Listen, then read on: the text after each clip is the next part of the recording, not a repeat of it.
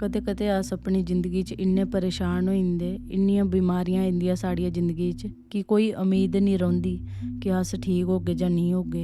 अस सोचते हैं कि बस जिन्नी जिंदगी है तां हून ख़त्म होई जानी जां हून अस मरी जाना। तां मैं इ'यां ही तुसेंगी क्हानी दस्सने जा दी आं। जेह्के 10 बंदे हे उ'नेंगी कोढ़ हा ते ओह् कल्ले इक ग्रांऽ बिच रौंह्दे हे, रस्ते कनारे बैठे रौंह्दे हे। तां उ'नें जदूं इक दिन यीशु मसीह देखेआ आंदे तां ओह् बड़े खुश होए और उ'नें आखेआ कि यीशु मसीह तू असेंगी ठीक करी सकदा। तां यीशु मसीह ने आखेआ कि तुस जाओ जिस ग्रांऽ दा आदे आओ उत्थें जेह्ड़ा थुआढ़ा पैंच है तां तुस जाइयै उसी दस्सो।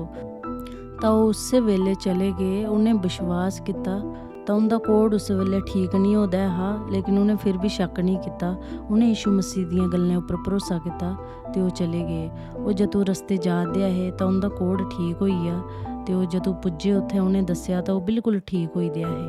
तां मैं तुसेंगी अज्ज आखदी आं कि तुस भी जेकर परेशान हो अपनी ज़िंदगी सा तां तुस भी यीशु मसीह कोला मंगो और भरोसा करो और यीशु मसीह तुसेंगी भी चंगा करी सकदा है।